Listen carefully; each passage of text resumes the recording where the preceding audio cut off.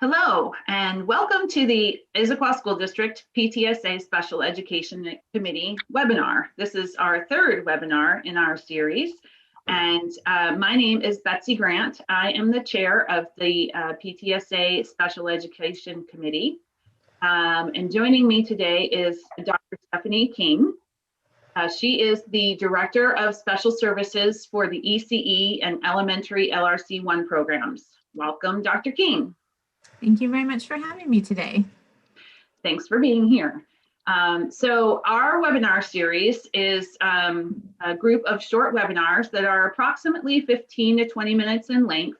And we answer 3 or 4 questions that are sort of pressing in the special education community about ISD special services.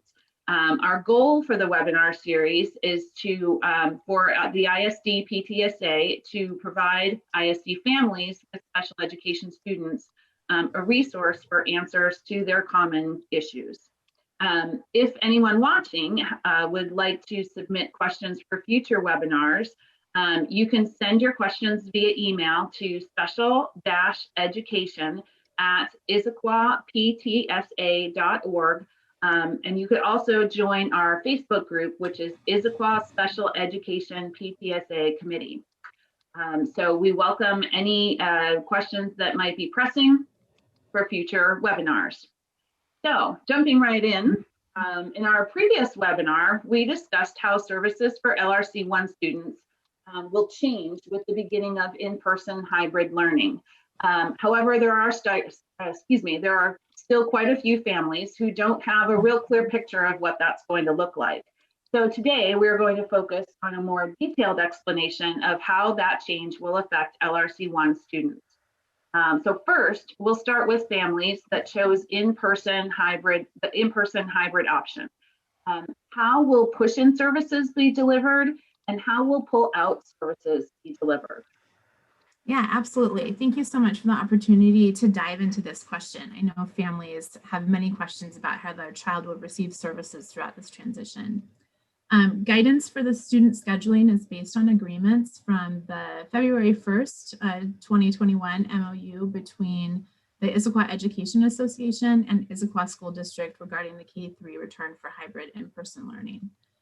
For students who receive special education services in the general education setting, specially designed instruction will be delivered by special education staff in the general education setting during in-person learning, which is the AM session. For students who receive special education services in the special education setting, specially designed instruction will be delivered remotely in the afternoon session between 2 and 3:30 p.m., Monday, Tuesday, Thursday, Friday, and possibly in the 10:45 a.m. block of time on Wednesdays.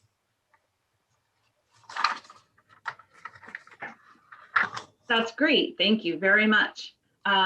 So for families that chose to remain in the full remote model, will their student schedule or services change? Okay, great question. For families who chose to remain in the full remote model, first I just want to let folks know that your full IEP services will continue to be delivered in the remote setting, and your schedule may change as schools and teams adjust schedules to meet the new hybrid schedule. And again, this may happen in the K1 return. There may be some slight changes, and then there also may be some slight changes as we bring back 2-3 as well. Oh, that's great to know. Thank you very much. So can you explain what in-person appointment services are and who is eligible for them? Absolutely. I'm happy to describe both what in-person appointment services are and talk through the process. So give me a little bit of grace. This is a long answer. Okay. Okay, so appointment services are in-person services determined through the IEP process to address specific needs identified by the IEP team. For instance, if remote learning appears not to be appropriate or effective for a student, the IEP team can come together to determine if in-person appointment services are needed to support student progress on IEP goals. And so just so folks know, in conversations with our school-based team, we're guiding teams to really closely monitor student progress during this first initial transition and to partner with families to ensure students are accessing instruction and making progress on IEP goals. So they'll be closely monitoring that throughout this change. Additionally, the process for determining in-person appointment services will be through the IEP team and will require 4 to 6 weeks of an intervention cycle with data collected along that cycle.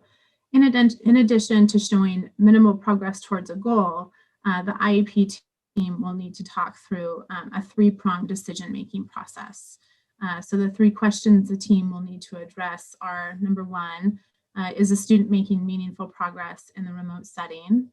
The second one is the service necessary and essential? And the third question is, can we deliver the services safely? So in addition to that, in some cases, IEP teams may also make the decision to serve SDI delivered in the special education setting during the morning in-person session. We're guiding teams to make these decisions based on individual student needs, as well as honoring our values around inclusive practices. And then one more part of that. So I think if families have any questions, we just really want to encourage you to reach out to your case manager. I know our teams have been working really hard to prepare for this shift. And like I said previously, we've encouraged our teams to closely monitor student progress and partner with families to ensure student success for this change. We know it'll be an adjustment for everybody. That's great. Thanks so much for that very detailed answer. I hope that brings some clarity to a lot of the families out there. So one thing a little bit different from the coming change, but still relevant to how things are happening this year. So everyone has an IEP annual review meeting. But what other circumstances would require a formal meeting of a student's IEP team? And how would a parent request an IEP meeting if they feel that it's needed? Absolutely. So in addition to each annual IEP meeting, you may contact the school district about scheduling additional IEP meetings about questions regarding reviewing or revising your student's IEP, determining the setting where your student will receive their services, or questions about the special education evaluation or evaluation process. So if you have any questions pertaining to your student's IEP or service delivery, please reach out to your case manager. If you don't know who your case manager is, you can reach out to your building leader, your general education teacher, or you can even reach out to the special services department and we'll get you connected to the right person. I would also encourage families to review the Notice of Special Education Procedural Safeguards for students and their families. That's the document that you're provided probably at every evaluation and IEP meeting. Famous purple book.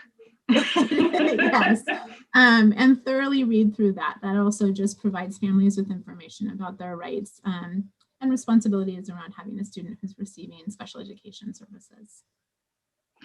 Thank you. That's really great to know that the Special Services Department is there for answering any kind of questions, and that the IEP team is there for when parents feel like they need a little bit of extra information. Mm-hmm. So that's all of the questions that I have. Thanks very much for joining me today. I appreciate your time. And we hope that the information that has been provided today has been helpful for our families. Again, if you would like to suggest questions for future webinars, please send them via email to special-education@issaquahptsa.org. I also invite you to join our Facebook group. Issaquah Special Education PTSA Committee is what you would search for on Facebook. It is a growing committee where we always seek ways to support and learn from each other. So everyone is definitely welcome. So thanks again, and we'll see you next time.